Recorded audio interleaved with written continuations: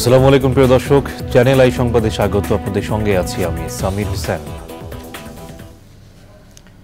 বিস্তারিত সংবাদের শুরুতে জানিয়ে দিচ্ছি ফ্রেশ প্রিমিয়াম টি সংবাদ শিরোনামগুলো।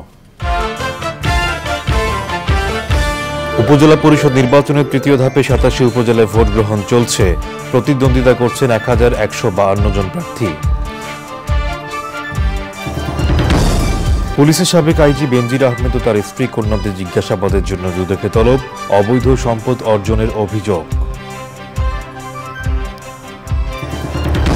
এবং এভারেস্ট লর্ডসে জয়ী ডাক্তার বাবর আলীকে চট্টগ্রাম বিমানবন্দরের রাজস্বিক সংবর্ধনায় দেশের মানুষের স্বপ্ন পূরণ হয়েছে দাবি।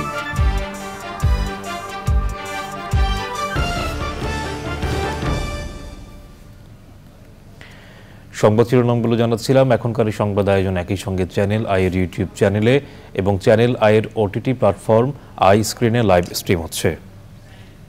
এবার বিস্তারিত। ষষ্ঠ উপজেলা পরিষদ নির্বাচনের তৃতীয় ধাপে দেশের ৮৭ উপজেলায় ভোট গ্রহণ চলছে। বিকেল ৪টা পর্যন্ত টানা ভোট গ্রহণ চলবে। অবাধ, সুষ্ঠু ও শান্তিপূর্ণ পরিবেশে নির্বাচন সম্পন্ন করতে এরই মধ্যে সব ধরনের ব্যবস্থা নিয়েছে নির্বাচন কমিশন।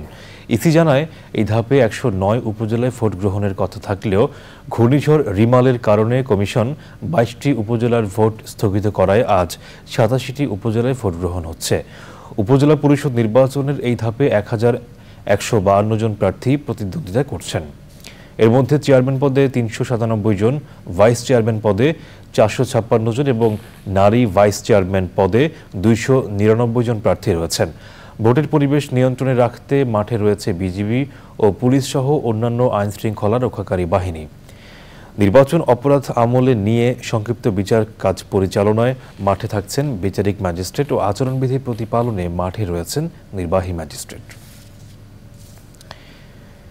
তৃতীয় ধাপে দেশের ৮৭ উপজেলায় নির্বাচনে ভোট গ্রহণের সবশেষ খবর জানাতে মুন্সিগঞ্জে আছেন লুৎফর রহমান সোহাগ। সরাসরি যাব তার কাছে। সোহাগ, আপনি যেই কেন্দ্রে আছেন সেখানকার ভোটের পরিস্থিতি এখন কেমন দেখছেন? এই মুহূর্তে ভোটার উপস্থিতি বেড়েছে কিনা?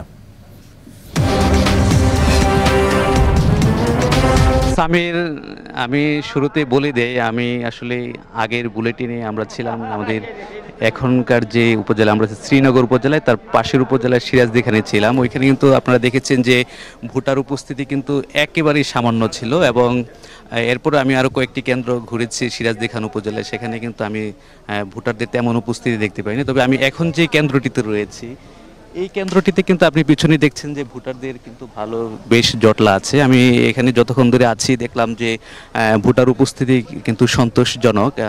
দোতলা এবং নিচতলার সবগুলো বুথেই কিন্তু মানে ভোটারদের একটা যে সাধারণত যে উপজেলা নির্বাচনকে কেন্দ্র করে বা স্থানীয় সরকারি নির্বাচনকে কেন্দ্র করে যে ধরনের আগ্রহ থাকে ভোটারদের মধ্যে, সেটি আমরা এখানে দেখতে পেয়েছি। আসলে যেটি বোঝা যাচ্ছে যে একটি প্রতিদ্বন্দ্বিতাপূর্ণ নির্বাচন হচ্ছে, প্রার্থীদের মধ্যে একটি লড়াইয়ের আভাস আমরা এখানে পাচ্ছি। আমি এই গত ১ ঘন্টায় এই কেন্দ্রটিতে প্রায় ১০% ভোট পড়েছে। আমাদের সঙ্গে আছেন আমাদের জেলা প্রতিনিধি রাসেল মাহমুদ আছে, আমি তার সাথে একটু কথা বলবো। যে আসলে রাসেল মাহমুদ, আমরা দেখেছি যে মুন্সিগঞ্জের আরেকটি উপজেলায় ভোটার উপস্থিতি একেবারে খুব কম ছিল, এখানে ভোটার উপস্থিতি অনেকটাই বেশি দেখেছে, কারণ কি আপনি কি মনে করছেন?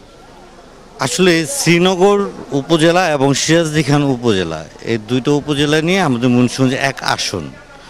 তো এখানে শ্রীনগরে দেখা যাচ্ছে যে ওই আমাদের এখানে যে এমপি আছে তার বাড়ি সিরাজদিখান হওয়াতে এই শ্রীনগরে যারা প্রার্থী আছে, বিশেষ করে ৩ জন প্রার্থীর মধ্যে আওয়ামী লীগেরই তারা, এই ৩ জন প্রার্থীদের মধ্যে প্রতিদ্বন্দ্বিতা হচ্ছে এবং এখানে সকাল থেকেই কিন্তু ভোটাররা কিন্তু তার ভোট কেন্দ্রে ভোটাধিকার প্রয়োগের জন্য আসছেন। কিন্তু পার্শ্ববর্তী আমি সিরাজদিখানেও ঘুরেছি, কিন্তু ওইখানে একটা ভোটারদের মধ্যে একটা প্রভাব পড়েছে। প্রভাবটা হচ্ছে যে ওখানে যে স্থানীয় এমপি, সেই এমপি ওখানে একজন ব্যক্তিকে সে সমর্থন প্রকাশ করেছে এবং আওয়ামী লীগের উনিও সিরাজদিখান উপজেলার সভাপতি এমপি সাহেব মোহাম্মদ মহিউদ্দিন আহমেদ, কিন্তু উনি আবার সেক্রেটারি নির্বাচন করছে, তাকে সমর্থন দেয়নি, যার কারণে উনি আবার এই প্রেস কনফারেন্স করেছে।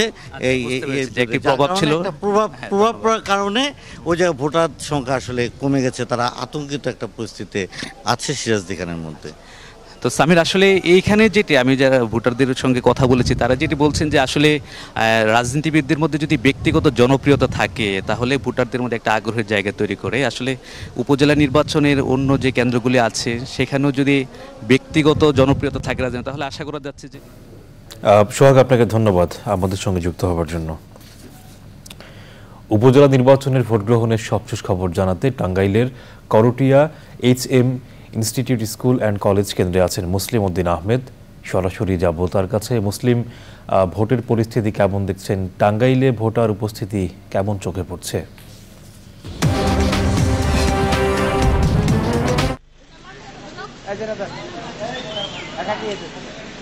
ধন্যবাদ সামির। আমি এই মুহূর্তে দাঁড়িয়েছি টাঙ্গাইলের সদর উপজেলার Karatia HM institute school and college কেন্দ্রে।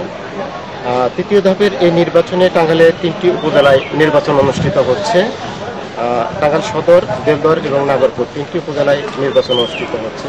তো আমার টাঙ্গাইল সদর উপজেলায় ভোটার রয়েছে 4,40,020 জন ভোটার। তো আসলে ভোট কেন্দ্রের সর্বশেষ যে অবস্থাটা দেখা যাচ্ছে, সকাল থেকেই ভোটারের উপস্থিতি অনেকটাই কম। তো এ পর্যন্ত 5% ভোটও কাস্ট হয়নি। আশেপাশের অন্যান্য কেন্দ্রগুলোতে আমি খোঁজ নিয়েছি, যোগাযোগ করার চেষ্টা করেছি। প্রায় প্রতিটি কেন্দ্রেই একই অবস্থা। আপনার মাধ্যমে যদি দর্শকদের দেখানোর চেষ্টা করি, আপনি দেখতে পাবেন যে আসলে যতগুলো ভোট আছে, দুইটি কেন্দ্র আছে। দুটি কেন্দ্রের একটি কেন্দ্রে ভোটার মাঝে মধ্যে 2-1 আসছে, আর অধিকাংশ সময় ফাঁকা পড়ে আছে।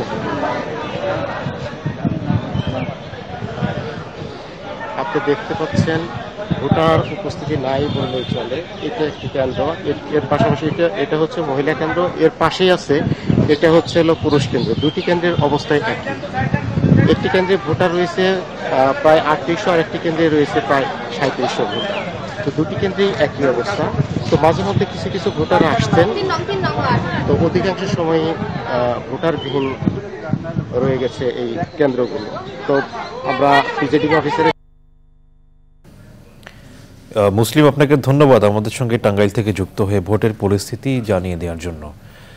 পুলিশের সাবেক মহাপরিদর্শক বেনজির আহমেদকে জিজ্ঞাসাবাদের জন্য তলব করেছে দুর্নীতি দমন কমিশন দুদক। একই সঙ্গে তার স্ত্রী ও সন্তানদেরও তলব করা হয়েছে। মঙ্গলবার দুদকের প্রধান কার্যালয় থেকে পাঠানো আইনি নোটিশে বেনজির আহমেদকে আগামী 6 জুন এবং তার স্ত্রী ও সন্তানদের 9 জুন হাজির হয়ে বক্তব্য দেওয়ার জন্য অনুরোধ করা হয়েছে। এর আগে মঙ্গলবার দুপুরে দুদক কমিশন থেকে জিজ্ঞাসাবাদের সিদ্ধান্ত নেয়।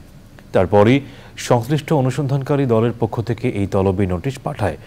সংস্থাটির ঊর্ধ্বতন একটি সূত্র গণমাধ্যমকে বিষয়টি নিশ্চিত করেছে। গত 18 এপ্রিল বেনজির আহমেদের বিরুদ্ধে কোটি কোটি টাকার অবৈধ সম্পদ অর্জনের অভিযোগে মাঠে নামে দুদক। ইতিমধ্যে দুদকের আবেদনের পরিপ্রেক্ষিতে বেনজির আহমেদ, তার স্ত্রী ও সন্তানদের নামে থাকা 200-এরও বেশি স্থাবর অস্থাবর সম্পদ ক্রোক ও ফ্রিজের আদেশ দেন আদালত। এছাড়া স্ত্রী সন্তানসহ বেনজির বিও হিসাবও অবরুদ্ধের নির্দেশ দেওয়া হয়েছে। পৃথিবীর সর্বোচ্চ পর্বতশৃঙ্গ মাউন্ট এভারেস্ট ও চতুর্থ সর্বোচ্চ শৃঙ্গ লোৎসে জয় করে দেশে ফেরা ডাক্তার বাবর আলীকে রাজস্বিক সংবর্ধনা দেওয়া হয়েছে।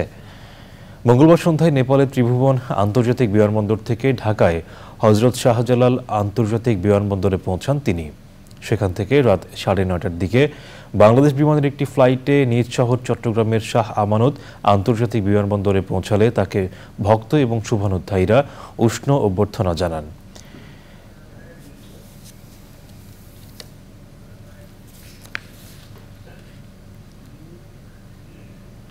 সংবাদের এই পর্যায়ে নিচ্ছি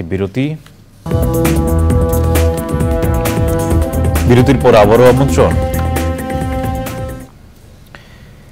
বিশ্বের বিভিন্ন দেশে সর্বোচ্চ মানবাধিকার রক্ষা, শান্তি স্থাপন ও স্থানীয়দের সঙ্গে ভালোবাসা দিয়ে মিশে যাওয়ার অসামান্য ক্ষমতা থাকার কারণে জাতিসংঘ শান্তিরক্ষী বাহিনীতে সবসময় গুরুত্বপূর্ণ অবস্থানে থাকে বাংলাদেশ সশস্ত্র বাহিনী ও পুলিশ।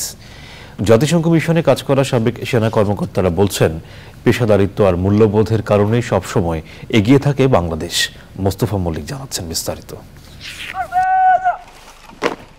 জাতিসংঘ শান্তিরক্ষী বাহিনীতে বাংলাদেশের কার্যক্রমের ইতিহাস দীর্ঘ 4 দশকের।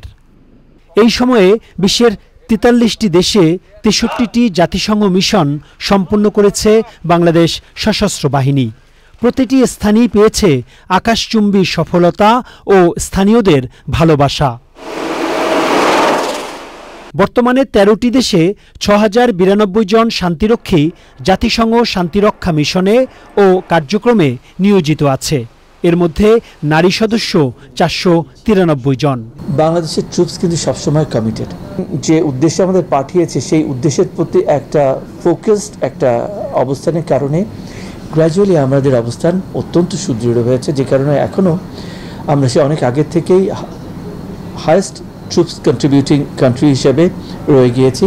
দেশে দেশে শান্তি রক্ষাই শুধু নয়, স্থানীয়দের সাহায্যে এগিয়ে আসা, শিক্ষার ব্যবস্থা করা, চিকিৎসা সেবা দেওয়ার জন্য হাসপাতাল করা সহ নানা মানবিক কাজে সবার আগেই এগিয়ে আসে বাংলাদেশ সশস্ত্র বাহিনী। সবচেয়ে বেশি ভূমিকা পালন করে মানবাধিকার রক্ষায়। ইউএনের যে আপনার আইন, সিলেকশন প্রক্রিয়া, তার সবগুলোই আমরা মানি, বরং আমরা একটু বেশি মানি। আপনার সিলেকশন প্রসেসের কথা বলেন, আর্মি তার মতো সিলেক্ট করছে, নেভি এয়ারফোর্স করছে, এটা ফিল্টার্ড হচ্ছে আর্ম ফোর্সেস ডিভিশনে, ইউএন হেডকোয়ার্টার্সে, পুলিশও তার মতো করছে। প্রত্যেকটা ক্রাইটেরিয়া মেনে করা হচ্ছে, তারপরে আমাদের ক্রাইটেরিয়া মেনে করা হচ্ছে।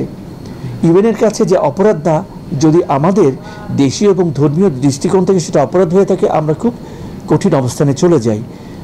আমরা তার অনেক প্রমাণ আছে, আমরা এগুলো করে আসি। আন্তর্জাতিক জাতিসংঘ শান্তিরক্ষী দিবসে সাবেক এই সেনা কর্মকর্তা বলছেন, যুদ্ধক্ষেত্রের ধরন এখন পাল্টেছে। একমাত্র পদাতিক বাহিনী আর বিশাল অস্ত্র ভাণ্ডার দিয়েই নয়, এর সঙ্গে যুক্ত হয়েছে তথ্য প্রযুক্তির ব্যবহার। সব মিলিয়ে সক্ষমতায় এখন অনেক এগিয়ে বাংলাদেশ সশস্ত্র বাহিনী। Mostafa Mallik, channel I, Dhaka. এবারে নিটল টাটা কৃষি সংবাদ।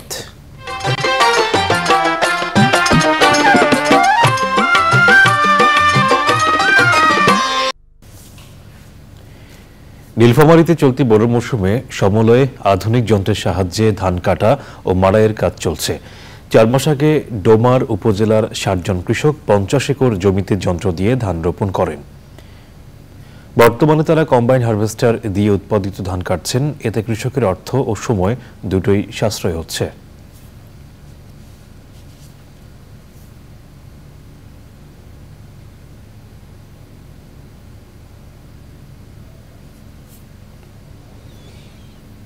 এবারে প্রকৃতি সংবাদ।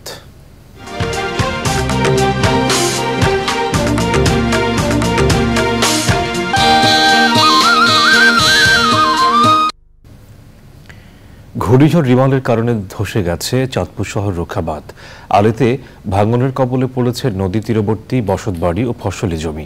আতঙ্কে দিন যাপন করছেন স্থানীয়রা। পানি উন্নয়ন বোর্ড জানিয়েছে, ধসে যাওয়া অংশে দ্রুত মেরামতের কাজ চলছে।